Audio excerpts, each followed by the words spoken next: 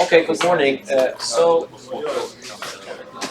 there is one part of this chapter left, and I don't know why this book has chosen to put this in this chapter rather than the previous chapter that we were talking about derivatives of different functions. Here, as you see, the title is the derivative of exponential functions. Okay. So what I want to tell might be this lesson lasts for 2 or 3 sessions. So I don't know, when we get tired, we stop, you can work on this. But the point is that, from my perspective, it is extremely important I go through all of these details so that if you want to understand, you can understand. Otherwise, what you need at the end is probably only one single formula that you just need to have it, and then you don't even need to remember it because it's also given in the formula sheet. Yes. So what I'm telling is that I want to start to motivate you about every detail, but if you don't like that thing, you need to tolerate a little bit so that the lesson is finished, and then you get 1 or 2 formulas at the end so that you can use them when you want to solve problems. Okay? And the first thing that I want to start with, if you remember, if I give you a function like this, x to power a, here a is a constant. If I ask you what the derivative of this function is, you already know the answer, yes? So the answer is, the derivative is a x to the power of a minus 1. So let me, if you don't mind, let me change this. Okay, let us understand this. So this is called a power function. By a power function, I mean a function whose base is x and its exponent is a constant. It's a power function. So we already know how to differentiate power functions. But here I want to talk about exponential functions. It means that I want to interchange the role of a and x. Okay? And I will get a function like this. This is not called a power function, even though that's also technically a power. But here, the base is variable, the exponent is constant. Here, the exponent is variable, the base is constant. This is called an exponential function.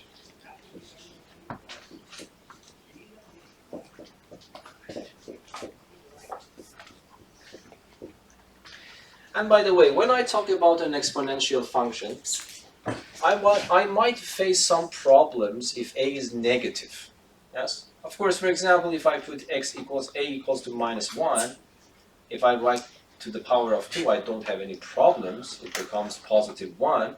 But if I take minus 1 and I have the exponent to be 1/2, then you probably know that this becomes the square root of minus 1. And if you're working in the set of real numbers, that is meaningless. Okay, so to avoid this, I always assume that a is positive. Yes? So that we don't run to this kind of problems, to be worried about meaningless expressions. And there is another exception that I want to rule it out, and that is a equals to 1. Because if a is equal to 1, that is a very trivial question. Yeah? So if a is equal to 1, then I will get 1 to power x. And the 1 to power x is just the constant function 1. And if I ask you what is the derivative, it is 0. So you see that I somehow need to make a positive, otherwise my function will be defined for some values but not defined for other values. But if I choose a to be a positive number, I really don't need to be worried about the value that I choose for x. Whatever I choose, that a to that power is meaningful.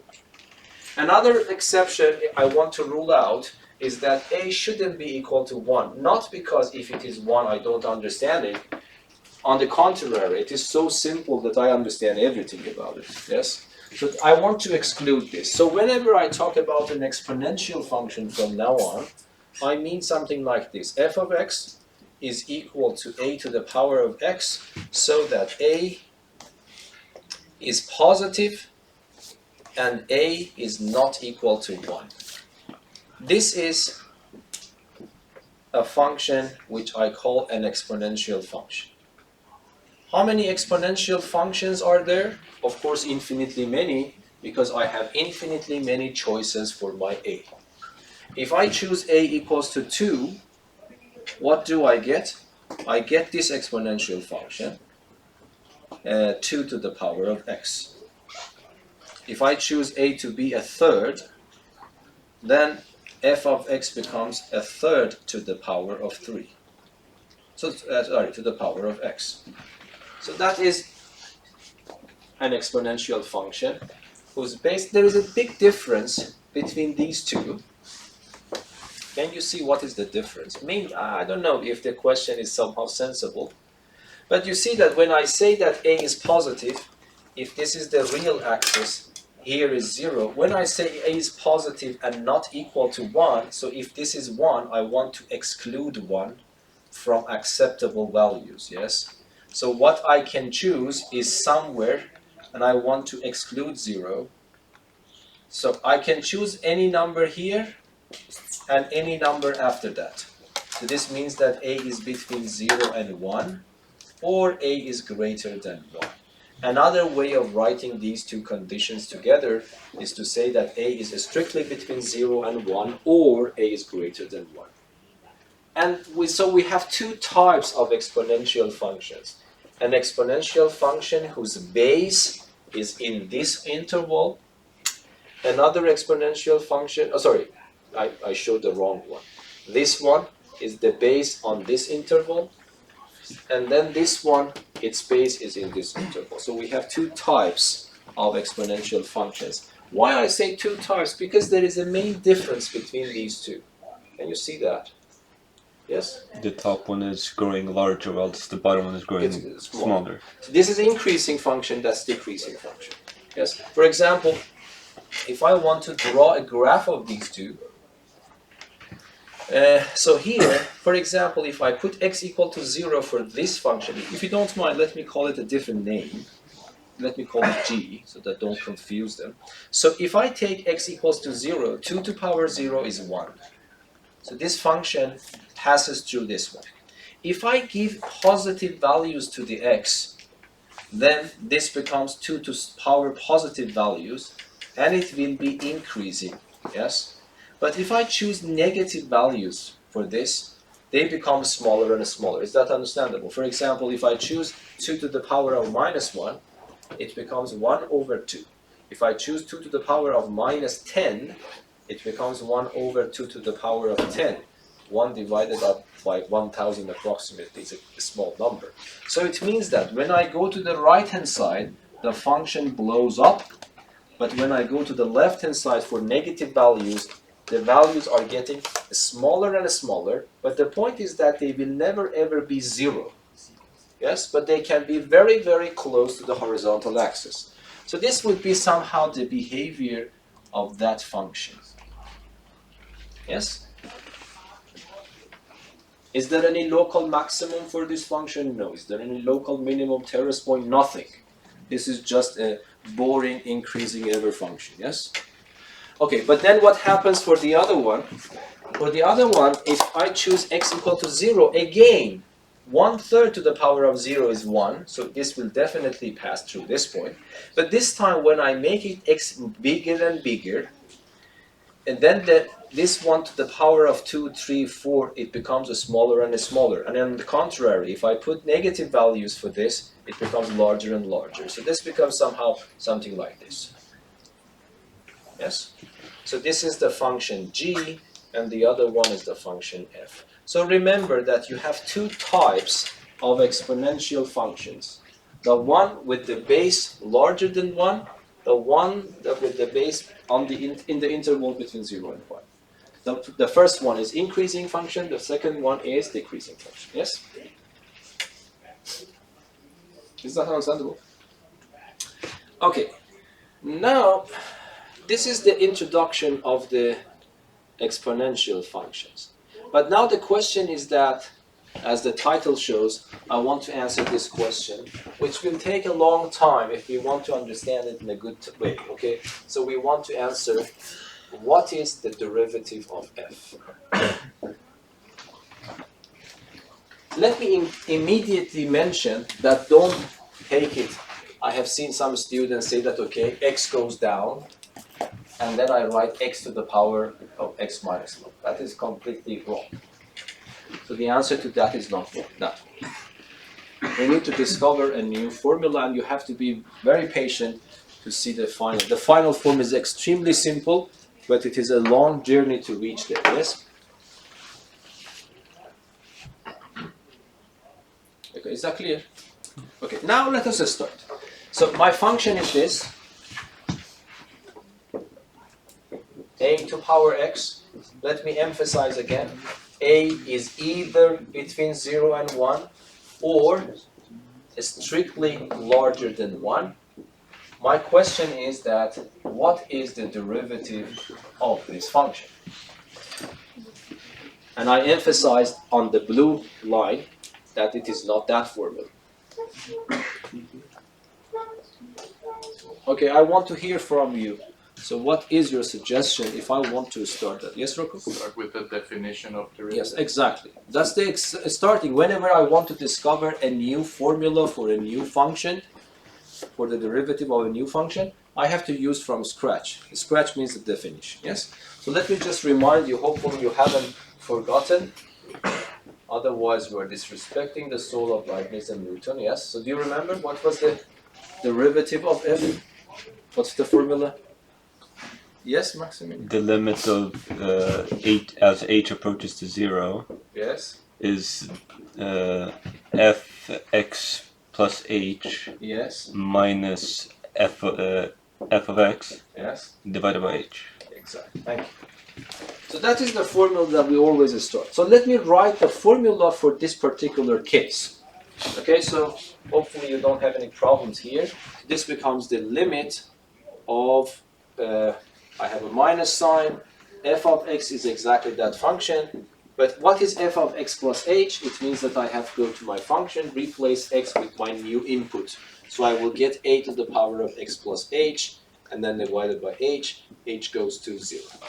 Yes?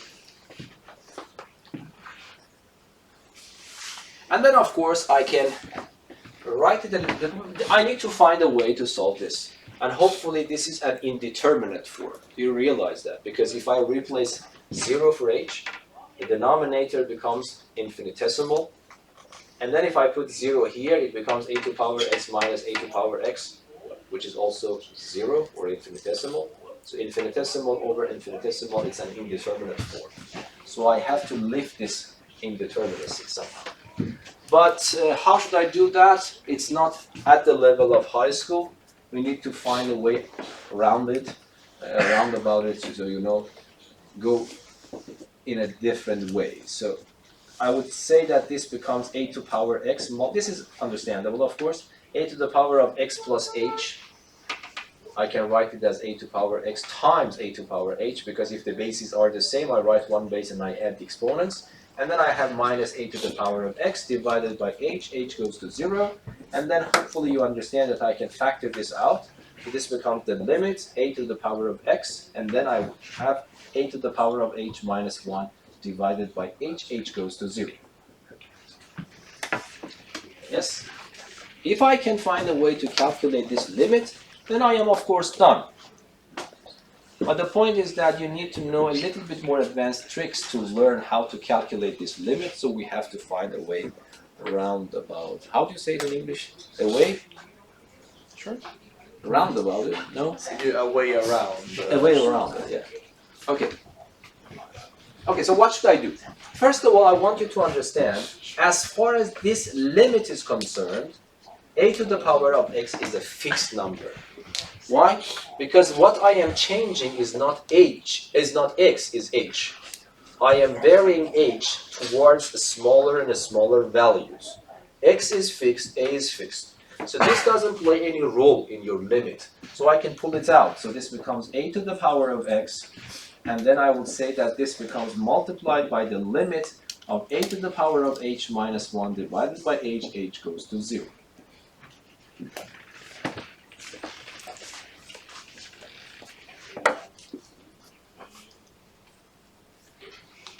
What do you expect for this limit at the end?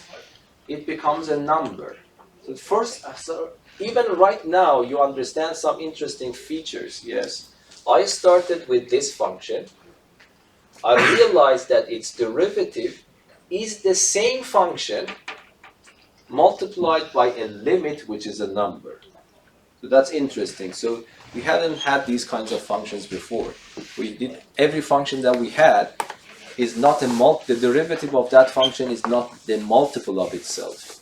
It's not a multiple of itself. Yes, but this function, its derivative is a multiple of itself. Yes? For example, if I say x squared, the derivative is 2x, not 2x squared. So the function also changes. Yes? But here, the function changes, of course, but it becomes a multiple of itself. So the hard part of this problem is to calculate this limit. And we will not be able to calculate this limit rigorously, but I will motivate you through a lot of nice things that you need to learn. Yes? Could we use logarithms? So we will come to this by the notion of this limit. Yeah, I told you it's a long journey, you have to be patient. So the point is that if I could, at this level, calculate this limit, then I was able to actually answer the question of the derivative right now. So, but then we don't know that. So I have chosen a different strategy. What I want you to know, I think it is better to write it somehow. So what I have learned, so let me write it somewhere for you and then give it a name. So whatever this one is, f of x is equal to a to power x. Then we learn that the derivative is the same function multiplied by that limit. So might be next lesson I will need this, so you can write it somewhere in your notebook. So whenever we need it, we will use it, okay? Okay, so what I have to do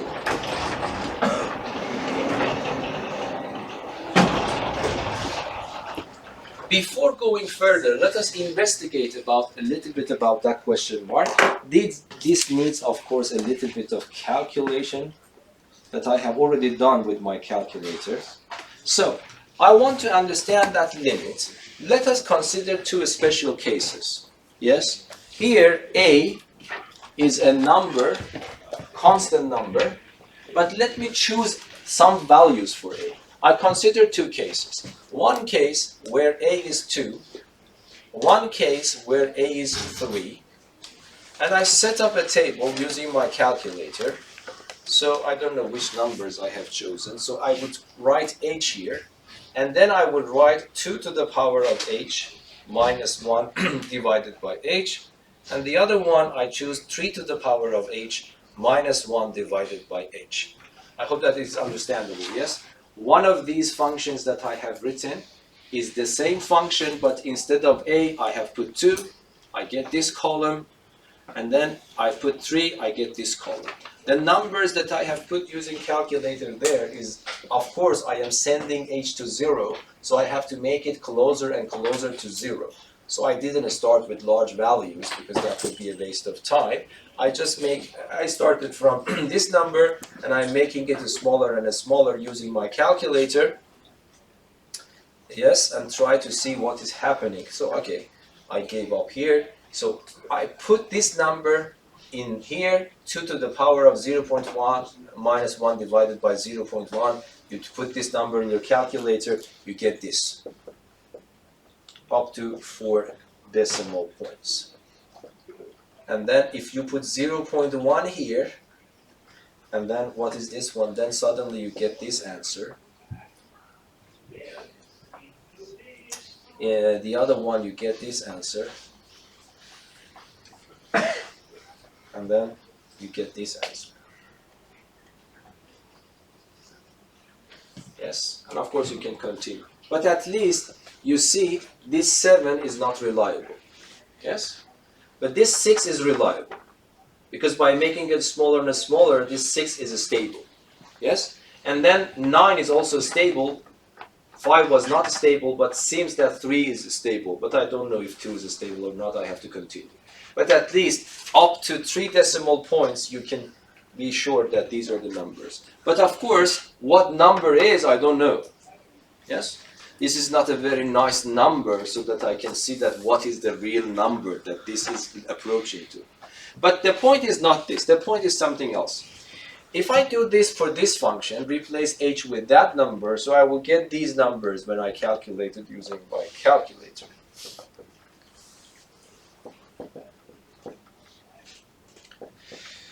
Uh, 0.992 and then 1.0982. Okay, so again, this one is reliable. This one was not reliable, but apparently 0 is reliable, 9 is also reliable, but the other ones are not.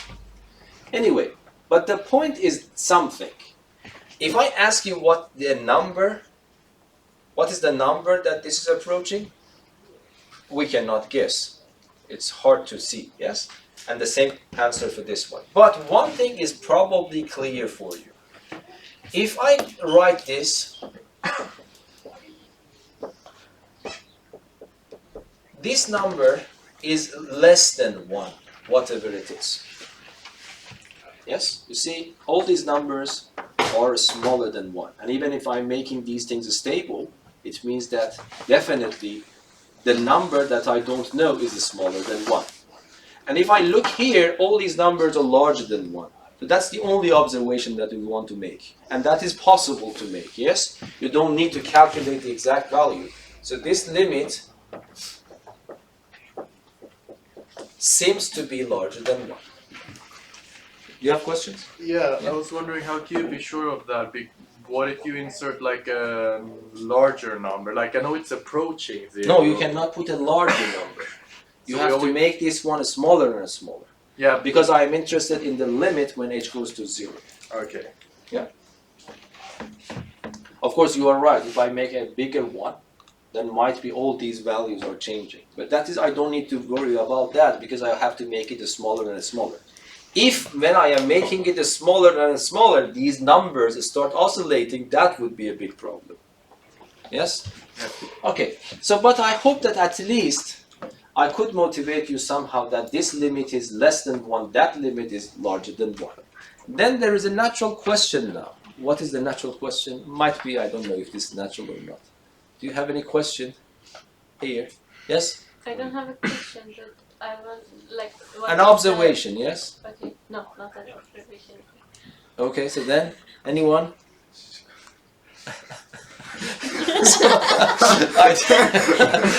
Okay, so you wanted just to tell me not to count on you, yes? If you're counting on you... Okay, so because you told me that, okay, so you told me that, okay, I'm not allowed to count on you. Yes, thank you very much. Okay, anyone?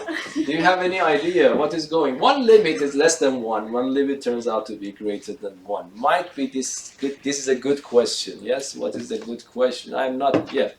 It seems like it's connected to increasing and decreasing functions. No, might be that is not it. So you see that this limit is less than 1. Yes. That limit is larger than 1. Might be this rise a question, yes? Yes, Daniel? Maybe there is some number between 2 and 3 that gets to 1. 1. It's natural, yes? Is there any number so that if I calculate the same limit but for that particular number, yes, the answer becomes 1? Yes? Euler's number? Yeah. And that is exactly the definition of the Euler's number. So that's what I am trying to say is that by looking this and that, you get motivated. There might be a number for which this limit is exactly equal to 1. And that number turns out to be a very significant number in mathematics. And who discovered that is Leon, I don't know if this is pronounced H, Leonard, but this should be Leonhard, I think, Euler, Swiss genius mathematician. He is a Swiss, really genius mathematician, and then because of the name, that number is called E. Yes? Of course, you see, this is a little bit hand-waving argument, it's not rigorous mathematics. But at least by looking at these two, you might get motivated, as actually Benjamin was motivated to say this. It might be there is a number, it might be the case that there is a number for which, if I calculate the same kind of limit, it turns out to be exactly 1. We take this as the definition of the Euler number. So if someone asks you at this level, well, how do you define the Euler number? You would say the Euler number is the number that if I replace it with question mark, the answer becomes 1. They might ask you, how do you know such a number exists in the first place? You cannot prove it exactly right now, but you can motivate it by this process. And that's what I want you to be motivated. I am not by no way saying that this is a mathematical proof for existence of such a number, but I try to motivate you by these two examples. Yes? But I want you to understand, at this level, if someone asks you, what is this E? For example, if someone asks you, what is the other fundamental constant of mathematics, pi? You can cook up an argument for that person. How do you define pi for that person? If someone asks you, what is this damn pi in mathematics? You can say something to that person. What is pi? Yes? It's the constant to find the circumference of a circle. Yes, you divide the circumference of a circle by its diameter. The number that you get is defined to be the pi number. So that's also a way of defining pi. And I'm just more or less going along the same lines, yes? I'm saying that, okay, if someone asks you what is this number, you would say that this number is the number, so that if I replace the question mark with that number, the limit becomes exactly 1. How do you know such a number exists? Motivation is this one, but that's not exactly. Yes? Is that clear? So now let me just tell you, and I ask you to answer this question. What is the limit of e to power h minus 1 divided by h? H goes to 0. What is this limit? 1. 1. Why? There is no y by definition. Yes? But haven't we found some digits of Euler's number? Yeah, we will find. But We will find. If we accept, if we consider this as the definition of Euler, we just right now do it. We get some, exactly like pi. In the pi case, you can draw a circle and measure the circumference. For example, you can draw a circle and then bend the string so that it overlaps exactly with that, and then stretch it and measure the size that will become the circumference, and then you can measure the length of the diameter and divide them, and you get some feeling about how much is pi. yeah, but pi is a bit easier. Easier than this one that I mentioned? Yeah. Yeah, or easier than this one? Yeah. No, this one is easier, you will see. Because pi, based on what I defined, it needs some measurements.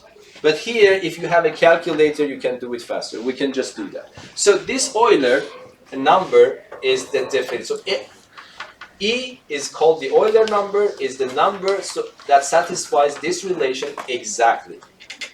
Okay? Okay, now the question is that, if I ask you how much is pi approximately, everyone knows 3.14. We can ask the same question for this. How much E is approximately? But before even calculating, you can give me a rough approximate. Do you think that E is 3.14? No. So what about, I don't know, 0.5? No. And why not? Because it should be. Because of that. Yeah, so we know that E, whatever it is, it should be where? Bigger than 2 and smaller than 3. Yes, because when we plug 2 in, I got a number less than 1. And when I plug 3 in, I got a function, I get a number larger than 1. So E is expecting to be somewhere between 2 and 3. Yes? But let us do that approximation a little bit. So what is the approximation? When you say the limit e to the power of h minus 1 divided by h goes to 0 is exactly equal to 1, this means that e to power h minus 1 divided by h is approximately equal to 1 for small values of x, small values of h. Yes? So when you say the limit is exactly equal to 1, it means that if I choose a small value of h, I expect that this becomes approximately 1. Yes? Okay, if that is approximately 1, of course, the error becomes smaller if I make h smaller. If I just, for example, if I choose h to be 1, and I write e to power 1 minus 1 divided by 1 is approximately 1, I get e to power 1 minus 1 is approximately 1. It means that e is approximately 2. Which is not very bad, because e is approximately 2. But it is not a good approximation. If I want to make a better approximation, I need to work harder than this. I need to choose a smaller number for h. When I make h smaller and smaller, then what happens? This approximation becomes better and better. Yes, Hussein? Can you please do approximation of e to the power of 0? E to the power of 0, there is not an approximation, it is just 1. Any number to the Any power number of to the 0 power of is 0 1. is just 1. Yes. Yes. Alright. Okay, so now what happens, let us just do here. From here, e to the power of h minus 1 divided by h is approximately 1. I multiply everything by h, it becomes e to the power of h minus 1 is approximately h. I move 1 to the other side, it becomes e to the power of h is approximately 1 plus h. This is also an extremely important formula. A to the power of h is approximately 1 plus h. It's a very nice formula.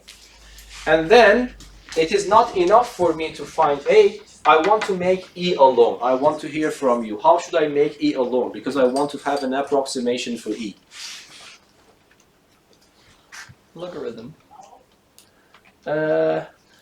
Yes, you are right.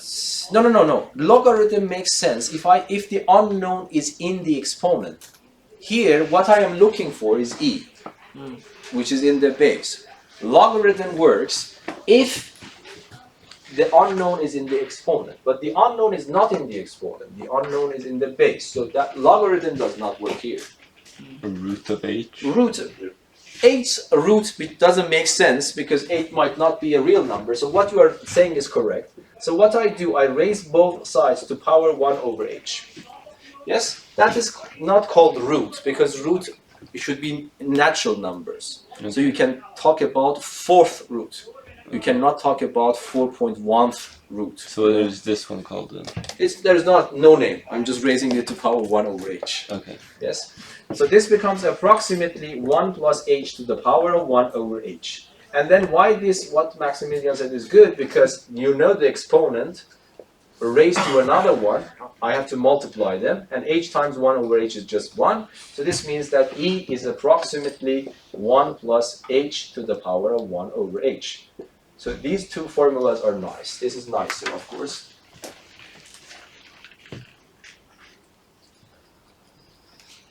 Okay, so that's a nice formula, and then I told you that even if you have calculator, still you need to do some measurements to get some approximation of pi. Of course, there are formulas for pi that you can use your calculator. But here, I can use my calculator.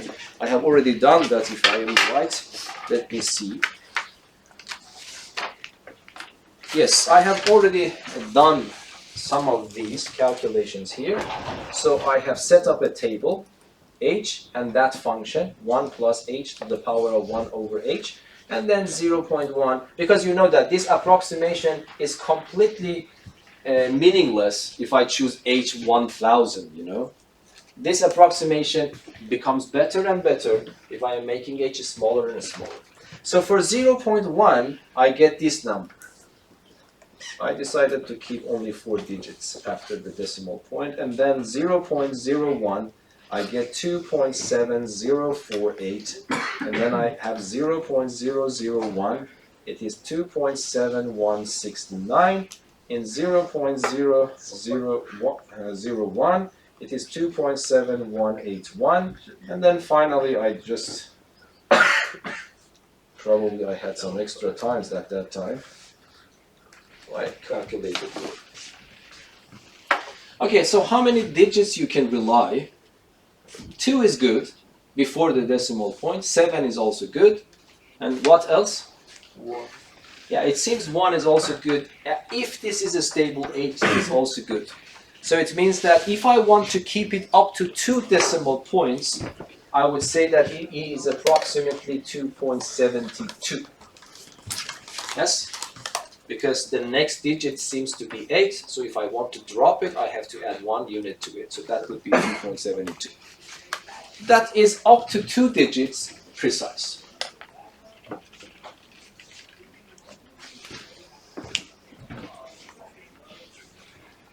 But there are very interesting questions regarding E. We can just mention some of them. So do you remember what type of number pi is? Yes? Well, do you mean like numerically what it's equal No, what to? type? Because you know that we have different sets. We have integers, natural numbers, rational numbers. Irrational number, right? What? Irrational. Irrational. So it is irrational. It's not that easy to show that pi is irrational, by the way.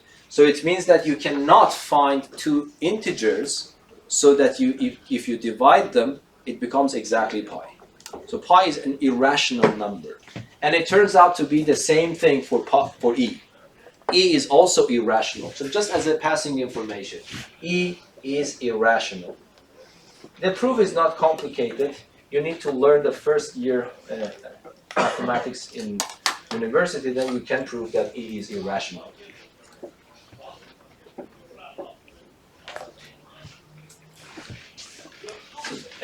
So here you get some idea why this is the value, but you don't know how to prove that E is irrational, so just take my words for it. E is irrational. Yes? Okay, now something very interesting happens, Even I started from this and I wanted to find the derivative. Okay, I couldn't achieve the goal yet, but I achieved something very, very interesting.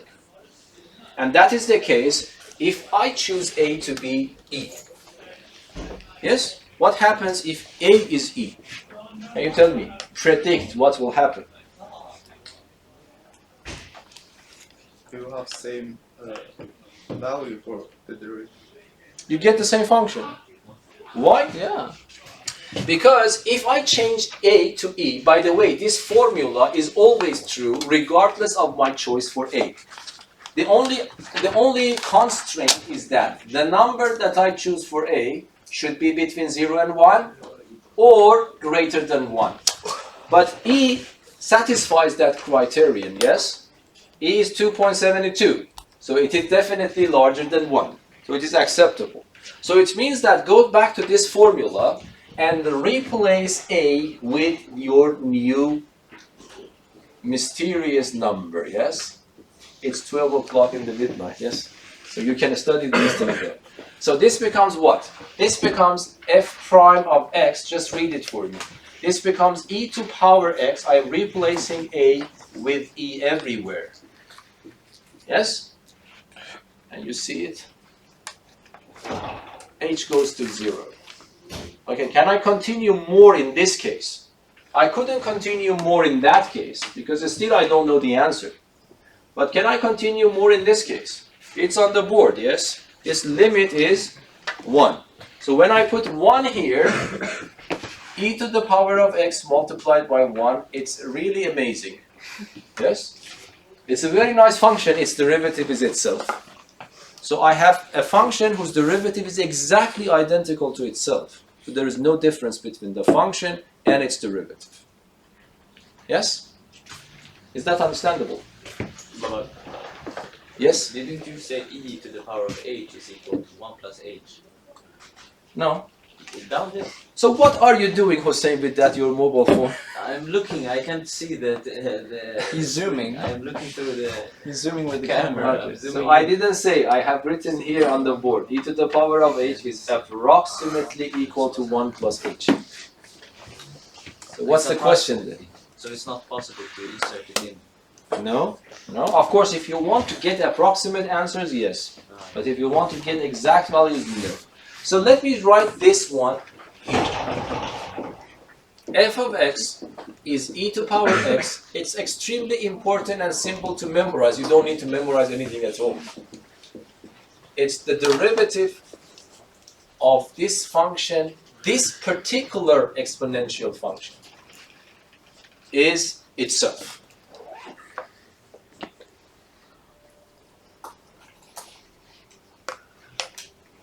Can you interpret this geometrically? Yes? So would that mean that the slope everywhere is the same? Or? Yeah, that was exactly what I wanted to mention. Thank you for bringing it up. But I want you to understand from geometrical point of view, as Rocco tries to mention it, using the slope idea and things like that, I can just give you some idea how is it going. First of all, is this particular exponential function among the increasing ones or among the decreasing ones? Increasing ones, because e is larger than 1, yes? So if I draw the graph of this,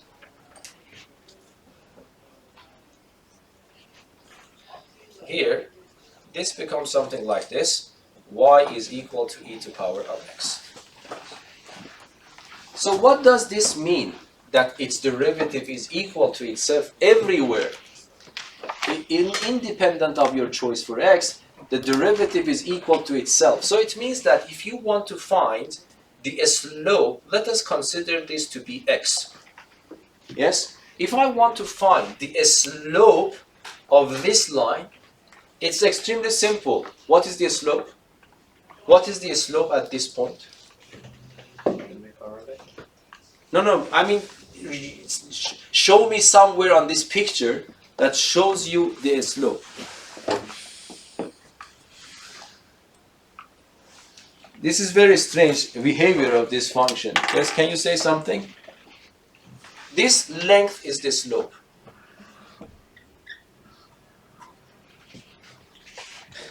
So that is very interesting. It was not like this for any other kinds of functions we had, yes?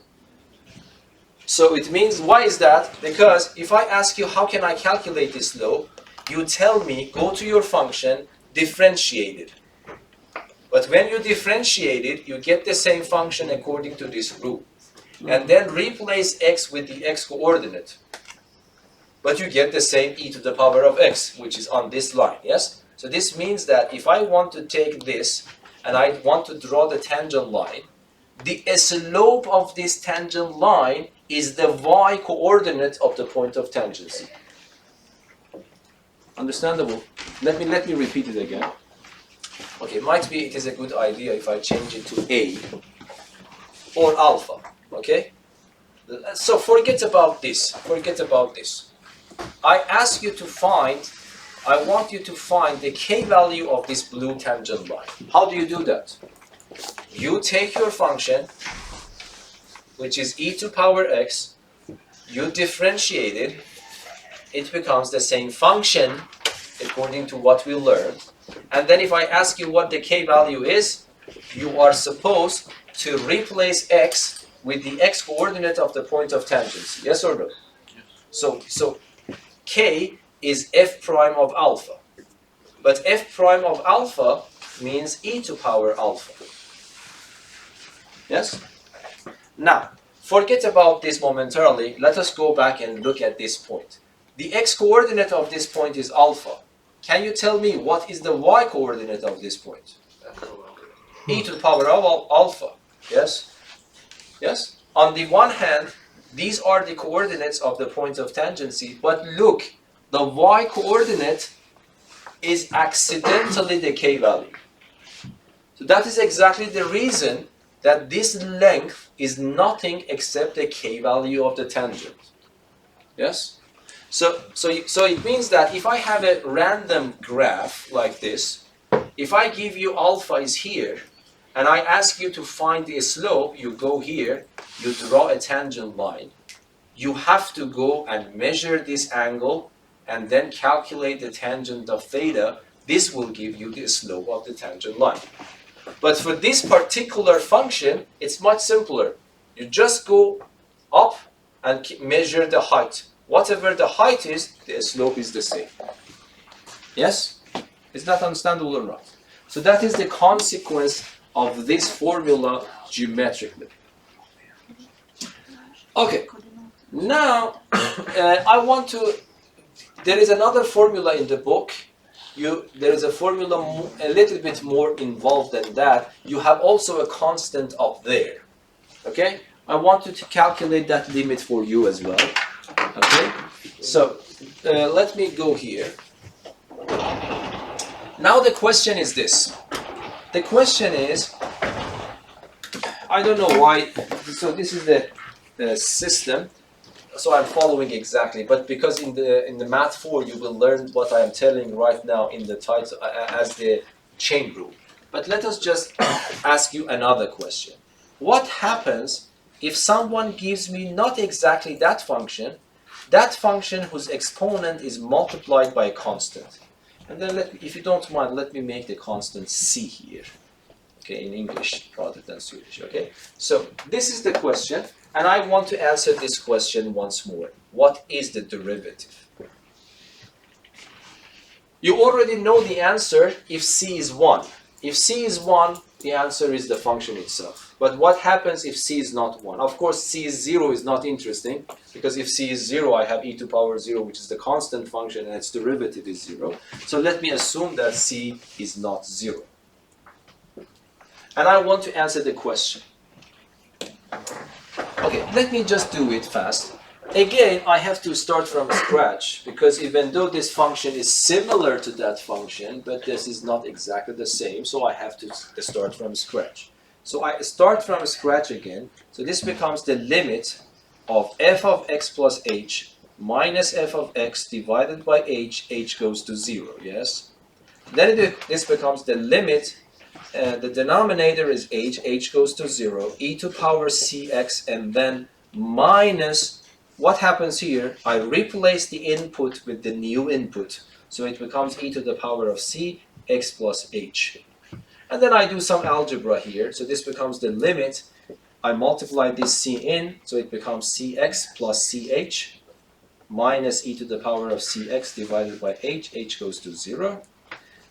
This needs a little bit of more work now, so this becomes the limit. This term can be written as e to power cx e to the power of ch minus e to power cx divided by h goes to 0. And then what I do, I can factor it out, more or less the same process except 1 at the end. And for the same reason, c is constant, e is constant, x, as far as this limit is concerned, is constant, so I can pull it out. And then I have to answer this question, but what is this limit now? Can you answer this one? This is not exactly the one that we know. Hopefully I have it somewhere on the board, or no. Ah yes, we have it here. We know that this limit is exactly 1. But unfortunately, this limit is not exactly that limit. I have a difference here. There is a c sitting there. So how can I get rid of that c, and what will be the effect of that c? So you know that if c is 1, this limit is 1. But if c is not 1, and of course not 0, then what will happen to this limit?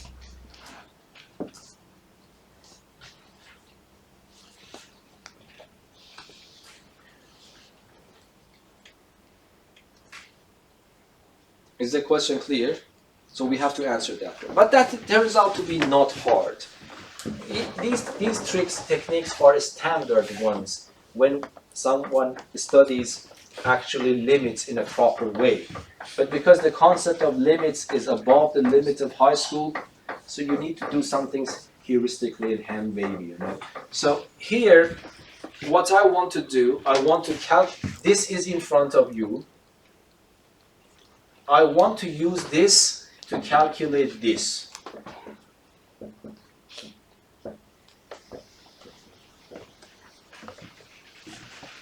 Yes? So what I'm supposed to do, I will tell you to do this.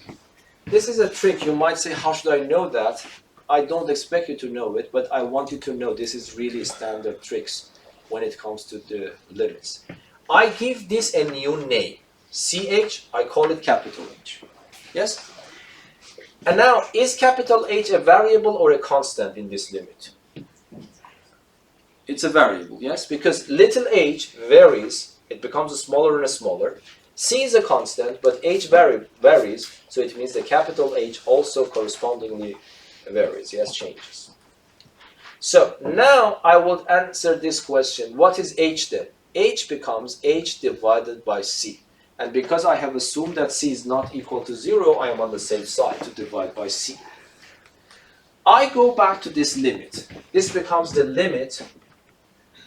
E to the power of CH becomes E to power capital H.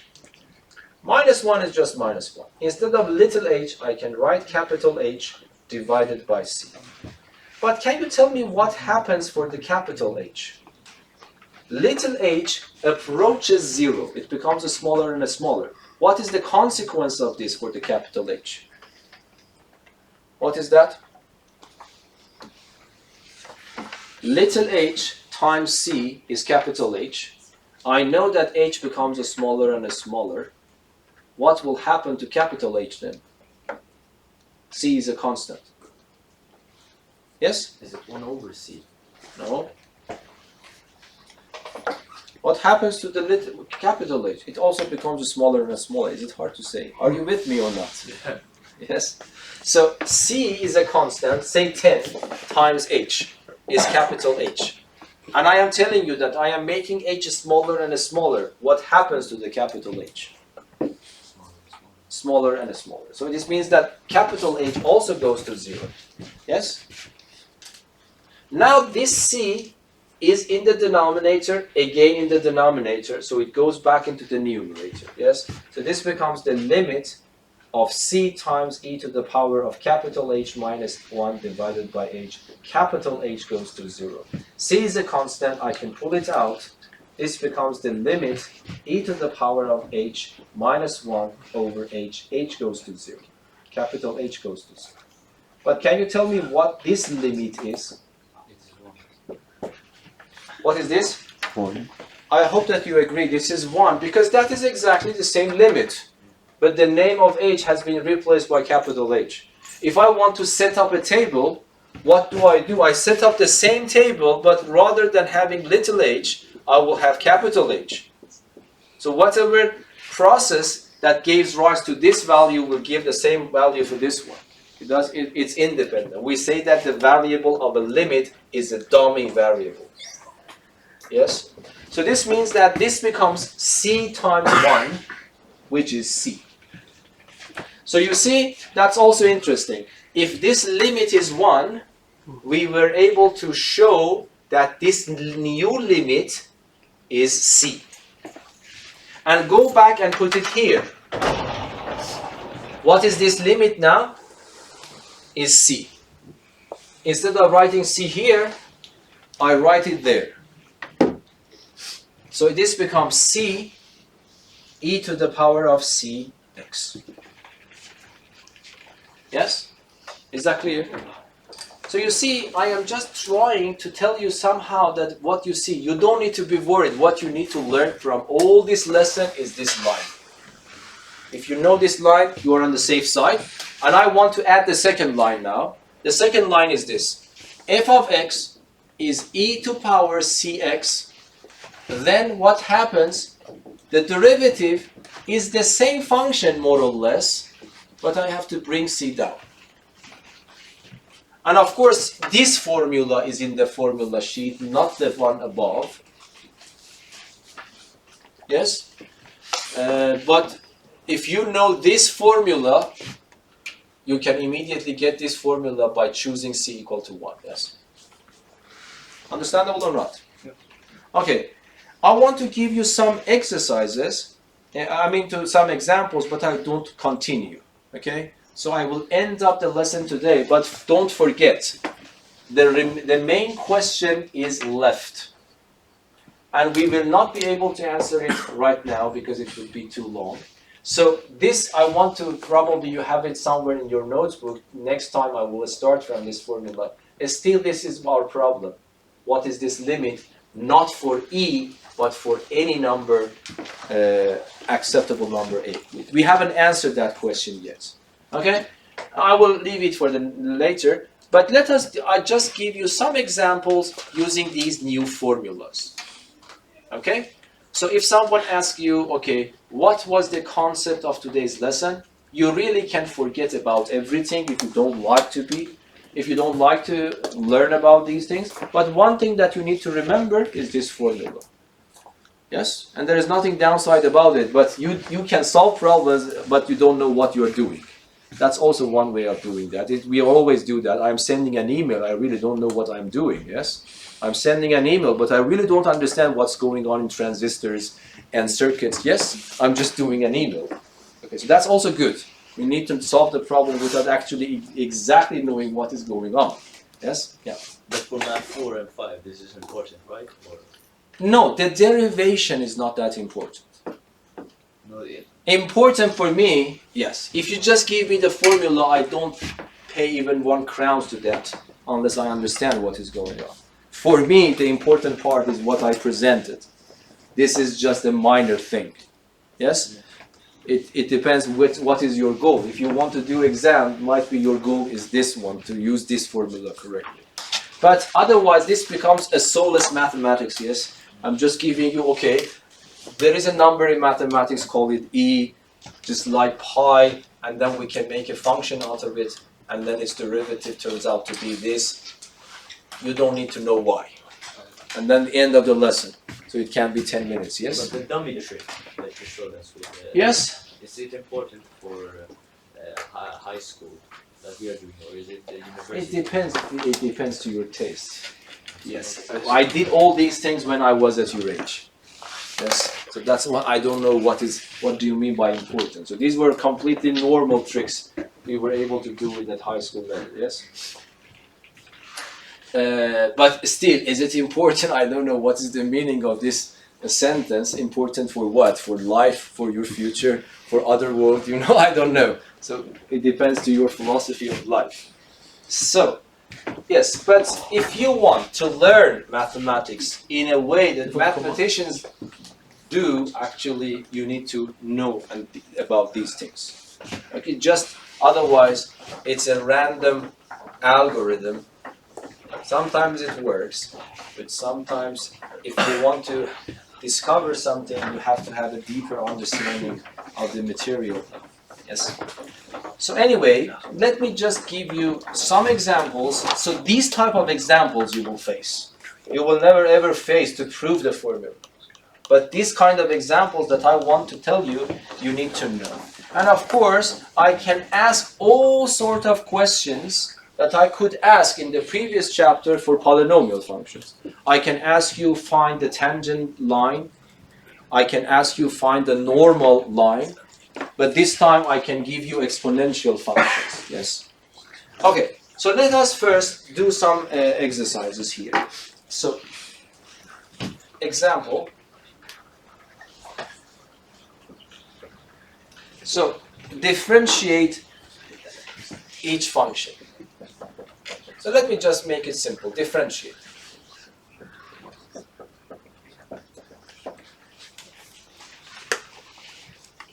Now this is my favorite example. I always start with this. Okay, I cannot do that, sorry. Yeah, I can do that. So I can write x to power e plus e to power x.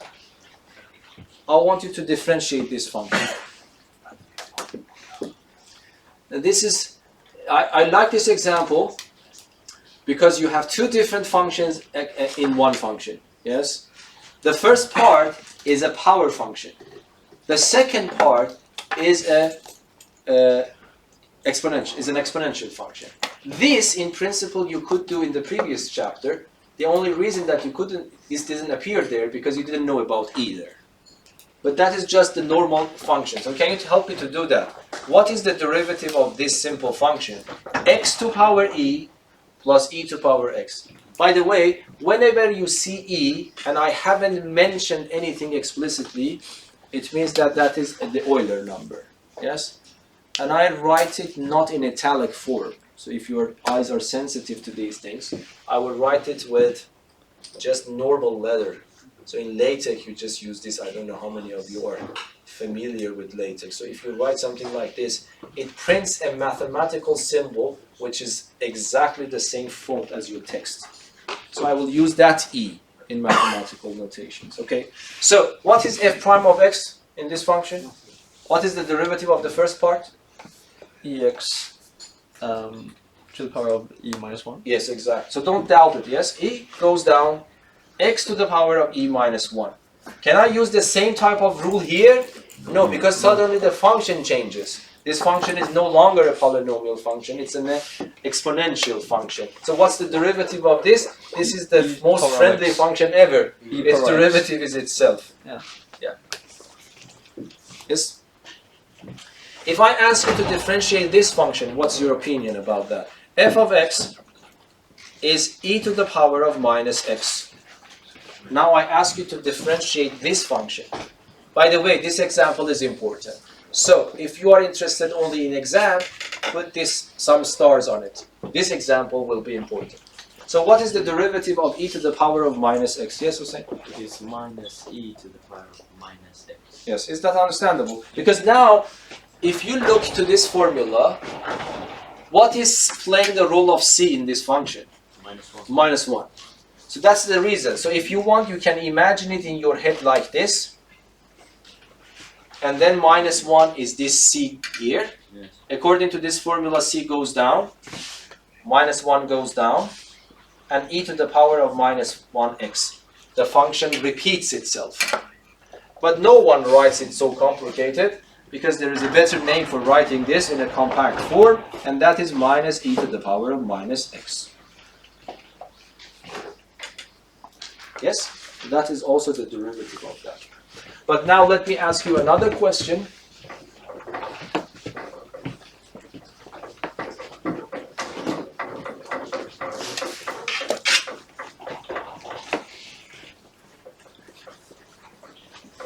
Okay, so what is this function, the derivative of this function? F of x equals to 5e to the power of 3x minus 1 over 4e to the power of 20x minus pi x squared. Let us write plus e. So what's the derivative of this function? I hope that you understand only the first two parts are the new lesson. This one is a polynomial function multiplied by constant, and that is just a constant. So what is the derivative of this function? Thank you. What is the derivative of this function? Yes? Yes? 15e to the power of 3x. Yes, it is 15e. Why? Because you know that if I want to take the derivative of a number multiplied by a function, do you remember this rule? I don't consider the constant, I consider the function take the derivative and multiply it. I am doing the same thing here. So in principle, let me write all the details, even though I really want you to do these details in your head. So this becomes 5, 3 goes down, the function repeats itself. Minus 1 over 4, 20 goes down, the function repeats itself. But now, what can I say about this one? Yes? Pi is a constant, 2 goes down, so it becomes minus 2 pi x. And what is the derivative of e? 0, because e is a constant. And of course, I prefer always to simplify. So this becomes 15 e to the power of 3x. And 20 divided by 4 is 5 e to the power of 20x. And then plus 2 pi x. So that's the derivative of this function. What do you think about this function? G of x, let me call this G of x, equals to, for example, e to the power 2x multiplied by e to the power of 3x minus e to the power of negative 3x to the power of 2.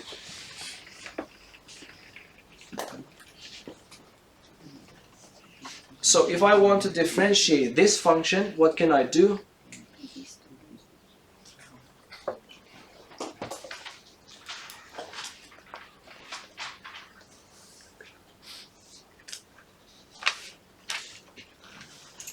Yes? You could start off by multiplying everything together, since it's the same base, you could just add a... Not right now. The priority is with which operation? I have a power of 2 there. Your idea is correct, but I cannot multiply this in first. No, that's not what I meant. You multiply the square at first, and then you multiply it all by. So, but I don't need to multiply for a square because I have a squaring rule. Yeah, but that's what I mean. Oh, okay, so it's better to say squaring Okay, rule. squaring Yes. pattern. Yeah, because when you say multiply, it means that I put them next to each other and really multiply. Okay. Yeah, of course, it will work, but we have learned identities to avoid those. So this means that e to power 2x, and then I use a squaring rule to square it. The first one squared, every one becomes what? To the power of 6x, yes? 2 times the first one times the second one. Can you do it in your head? 2 times the first one times the second one. Of course, it would be negative 2 times, because this is negative. And then this multiplied by that. It becomes 1. Because e to the power of 3x multiplied by e to the power of minus 3x, it becomes e to the power of this one plus this one, which is 0. And e0 is 1. So that is just minus 2. And then the second one is squared. Positive e to the power of minus 6x. Why I have to expand, I didn't ask this question, because at this level you haven't studied the product rule. Even if you know, I know it, but I prefer to use it in this way. This is easier. But it is still not done because I have a product left. So as Rocco mentioned, I multiply this in, but let us do it in our head. What happens for the first term? Not 12. 12x squared. 8x, because we are adding. If I have e to power 2x sorry, multiplied e to the power of cx, Jose, shut up. so apology is not accepted. Okay. It's not acceptable. Yeah. So and then what happens is minus 2e to the power of 2x. My camera is lagged. Thank you. And everything is included. Yeah. So thank you. So and then it becomes plus e to the power of minus 4x. Hopefully understandable. Yes. Now up to here I haven't done the differentiation at all. I haven't even started it. But I can start it right now because I have all the forms that I need. So it becomes g prime of x. You can do it in your head. You remember the formula. You really don't need to see the formula. 8e. So 8 goes down and the function repeats itself, yes? Next term, what is the answer? Minus 4e. Minus 4, because these 2 goes down, another 2 is there, so it becomes minus 4 e to the power of 2x. The function repeats itself, and the next one is minus 4 e to the power of minus 4x. And that is the derivative of this function. Yes? Can you take the second derivative? Yes, of course. You can take another derivative here. That's also a good question. If I ask you calculate the second derivative, you have to do it once more. Let us do it for this game. Pardon? You use the same rule. Yeah, exactly. Because there is the second derivative is just a derivative of the first derivative. The first derivative, let us do that one as well. So can you do it now? What is the g double prime here? 64. 64 e to the power of 8x. Yeah. Minus 8 e to the power of 2x. The next one? Minus 16. Plus 16 yeah. e to the power of minus 4x. That's also g double prime. And I can continue actually. Yes? Let me ask you one question. So if I give you this, what do you think will happen? If I give you f of x equals to e to the power of 5x, and I ask you to calculate this. Now let me make it 1000, yes? So what is this? Oh, the thousandth. The thousandth prime. The thousands, yes, this means 1000 primes. I told you about this notation. When I put them in a pair of brackets, it means that's the derivative. So what's the answer to this? Yes? Yeah, well, you're multiplying it by 5 every time, so you just do that 1000. 5 to the power of 5,000. Because if I take one derivative, 5 goes down, it becomes the same function. And then if I take one more, 5 is here, but this 5 goes down, it becomes e to the power of 5s again, but I have multiplied 5 2 times. For the first derivative, I have 1 5. For the second derivative, 2 5s will be involved. And hopefully you agree that this process will continue. So this becomes 5 to the power of 1000. 1000, and then this one. That's the answer. Yes? So but this is actually practically simple for this exponential function and power functions. But if the function is complicated, it is not that easy to find higher derivatives straightforward. You have to do it gradually, step by step. Yes?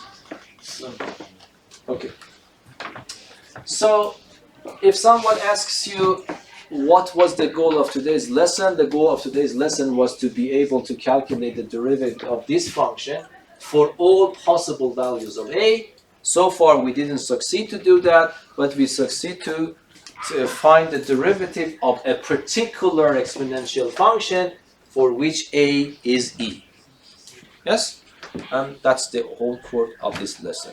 And what you need to learn for the exam is just this example. Yes? Any questions? No? No? Thank you. Oh, what's time?